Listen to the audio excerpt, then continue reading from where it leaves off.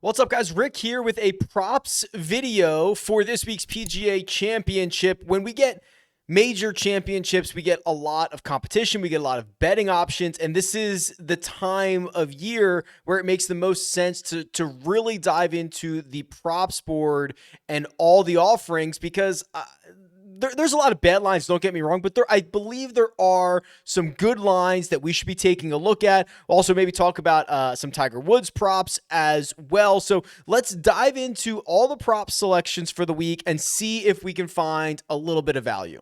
I'm currently just perusing around DraftKings Sportsbook. I mean, I'll admit there's a lot of bad props. Like, you should never be betting the hole-in-one props, 80-1 for each individual golfer to make a hole-in-one.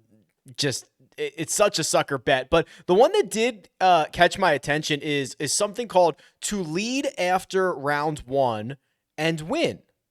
Okay, well, to lead after round one and win the golf tournament. It's not going wire to wire where you have to lead after each round of the golf tournament. But obviously the guy who leads after the first round is more likely, or at least on a better path to actually winning the golf tournament. Just for example, Jon Rahm, 45-1 to lead after round one and win the golf tournament. Well, he's 11-1 to win the golf tournament, and he is 22-1 to be your first round leader. So we're kind of like putting them together a little bit. I guess if they let you parlay it, that would be a much better number. But this one caught my attention, and I was thinking, how often does this even happen? How often, or how likely is this from historical standpoint? Well, I've got the data. So here's what I found.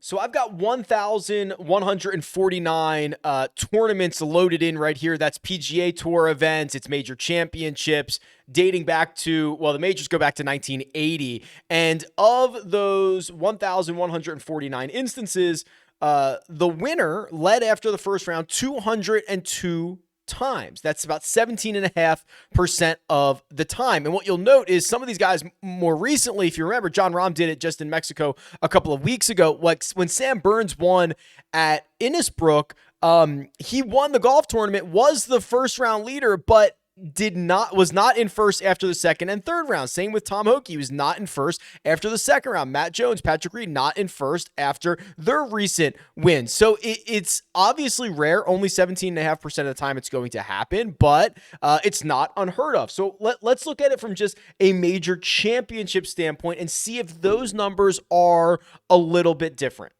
Major championships, it's a little bit less, but a similar number, 23 out of 151.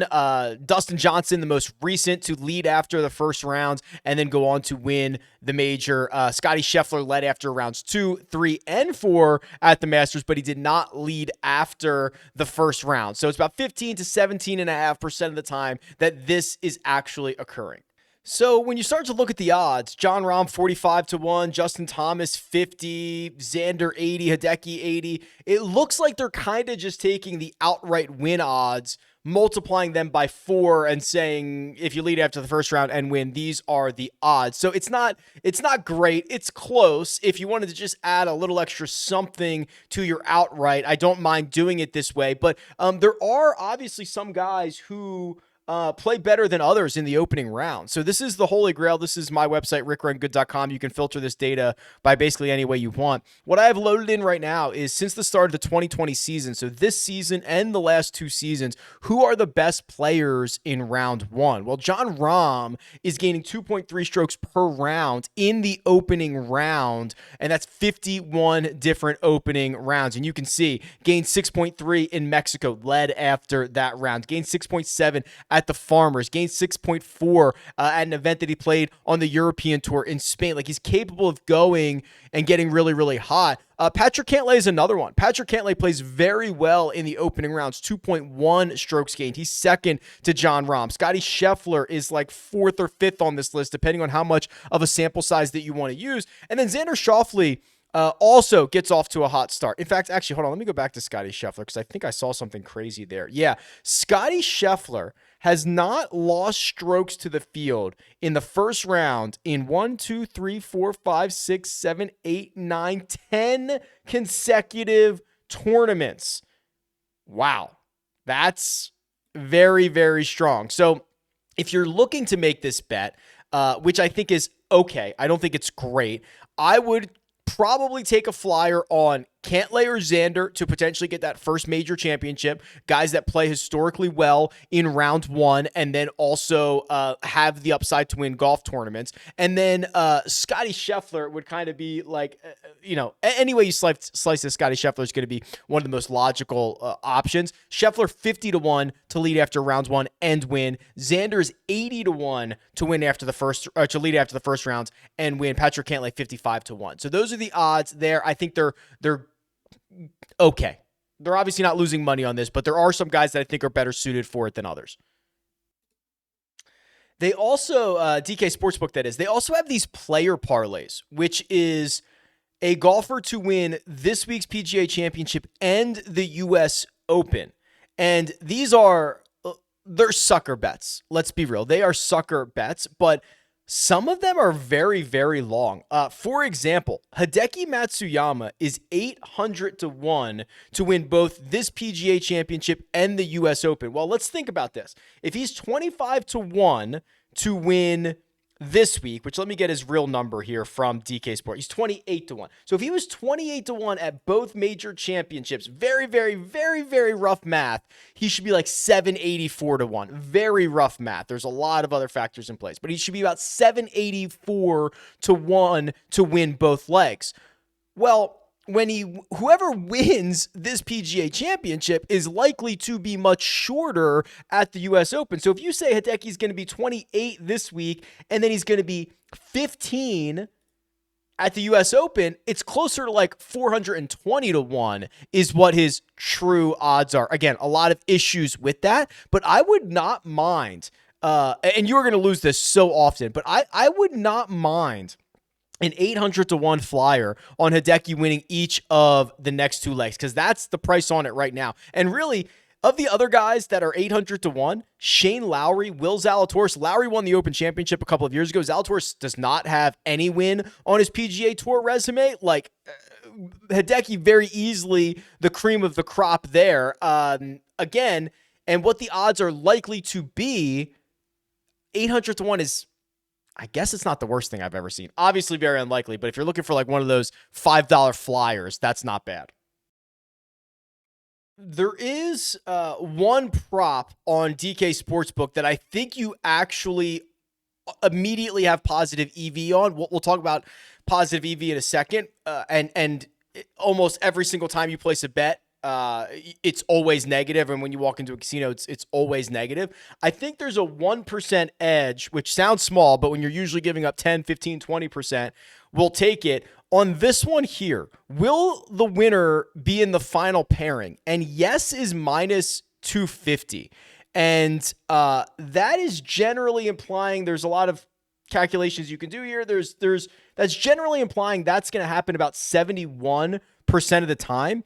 Historically, and I understand that historic, results have not, that doesn't dictate future performances. Historically, this has happened in 109 of the last 151 majors. So that's 72% of the time. So something that's happened 72% of the time is being offered to you like it is going to win 71% of the time. Obviously, again, very, very small edge. We'll find bigger edges, but most edges are minus 10, minus 15, minus 20. And when you start to look at recent years, so just going back and looking at the last, 32 majors, the winner has come out of the final pairing, what appears to be, let me make sure I count all of these up. What appears to be, did I miss any? Yeah, I did. 26 times, 26 out of 31. So now we're talking about an even higher percentage number. What's that?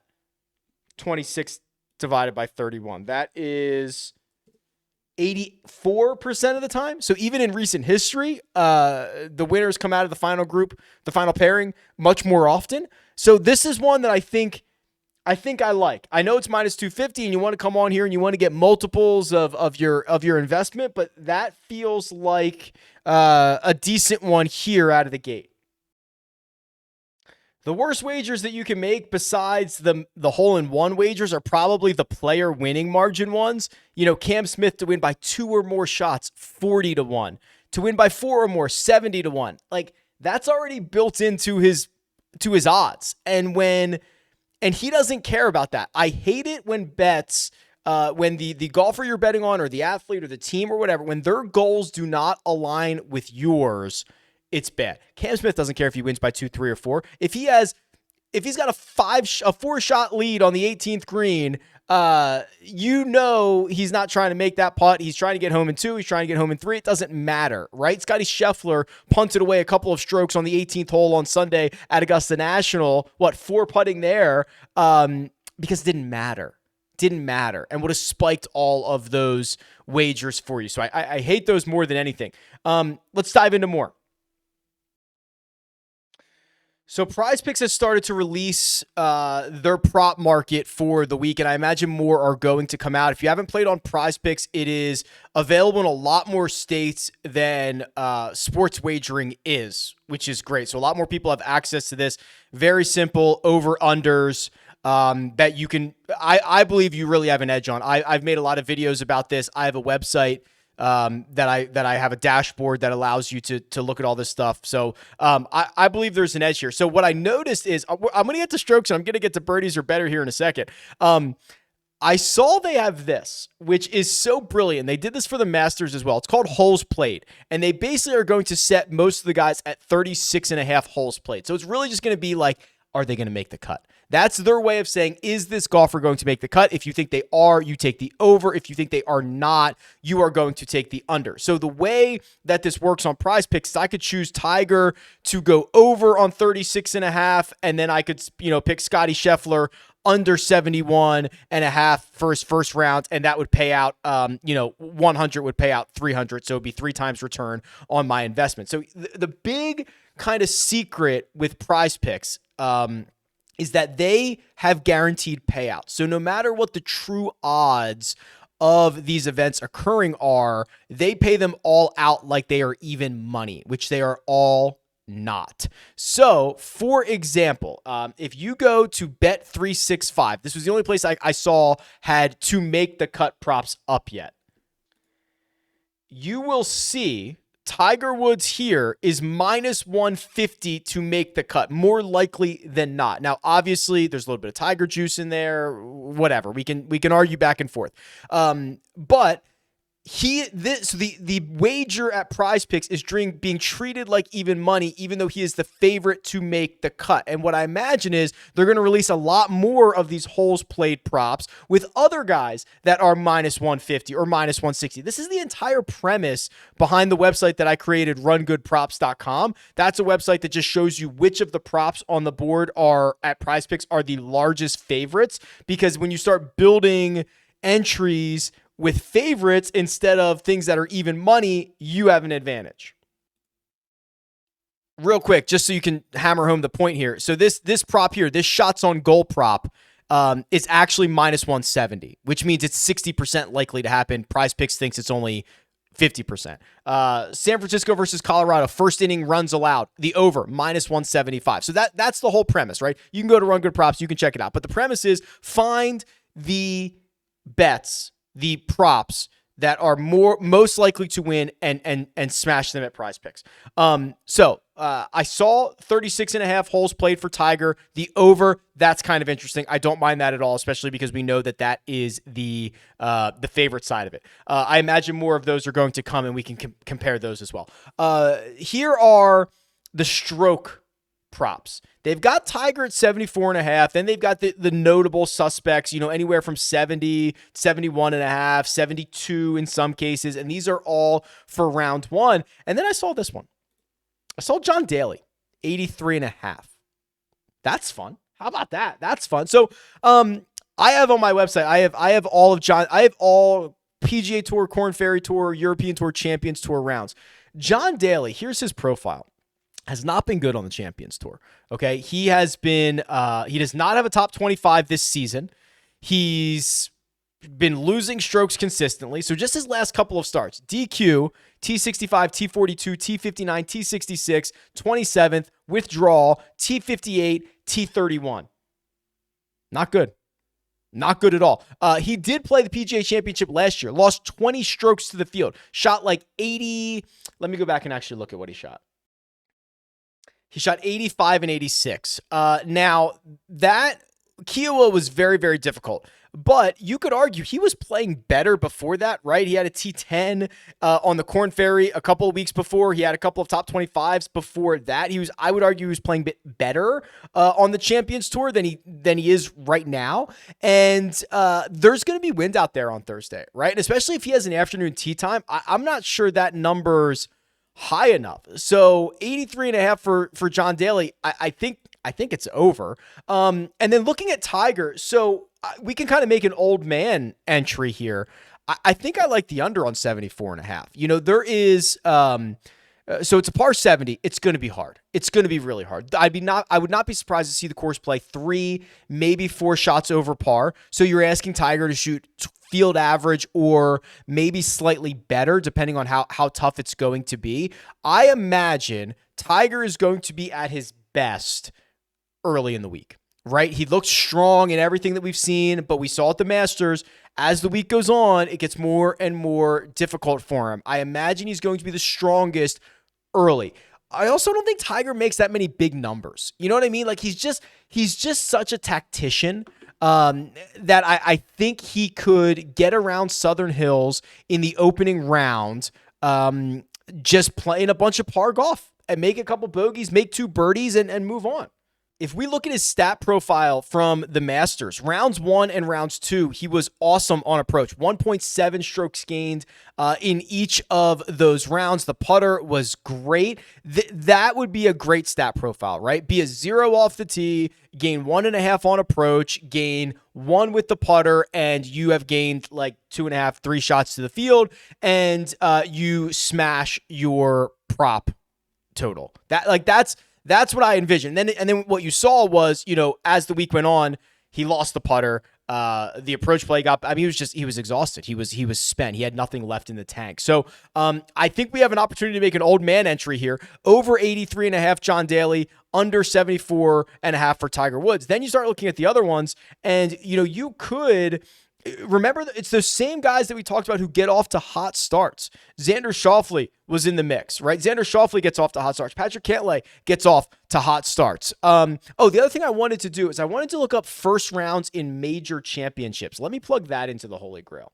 Okay, so this is just round 1 at major championships. Scotty Scheffler averaging 3 strokes gained a round in major championships. Xander Schauffele 2.91 over 19 major championship opening rounds. In fact, he has lost strokes to the field once in his last 4, 5, 6, 7, 8 opening rounds at major championships. Victor Hovland getting off to a really hot start. He's got 9 major championship opening rounds. He has gained strokes on the field in 8 of them. The only one that he lost in was he would eventually withdraw at the U.S. Open, but he played the entirety of that first round there. So that's his finishing position. But otherwise, 8 out of 9 getting out of the gate. So when you start to look at PrizePicks here, well, Victor, 71.5. We don't know what the scoring average is going to be on Thursday. We think it's going to be pretty tough, but that's over par. So if Victor shoots 1 over 71, that's an under. That would be interesting. So I'd focus on those guys. Scheffler, Victor, Scotty for the unders. If you want to see how guys are playing recently, here are all the PrizePicks eligible golfers over the last 24 rounds. The only 2 that are losing strokes, Tiger Woods, John Daly. Tiger Woods' 24 rounds go back multiple years, obviously, because he's only got 4 rounds in the last, 15, 19 months, something like that. But, you can see how good Rory's been. You can see how good JT's been despite not having a win for Justin Thomas. You can use this sheet and kind of find who's playing the best, who you could expect to kind of rise up the board. So there's still going to be a ton of props released on PrizePicks, and I imagine DK Sportsbook will come out with more, and everybody will come out with more. So just keep an eye on everything. I'll tweet some more out. You can follow me at RickRunGood. If you haven't signed up for PrizePicks, you can use the link in the description. My code is Rick. You can get an instant deposit match up to $100. And if you like that strategy of finding props that are bigger favorites than PrizePicks is paying you for, that's why my website, Run Good Props, exists. It's literally just a very simple dashboard that says, don't waste your time looking through thousands of props. Just here are the best couple dozen. And then you can go from there. So should be a fun week. Lots of great action. Looking forward to talking about it more. Best of luck this week. I'll talk to you guys soon.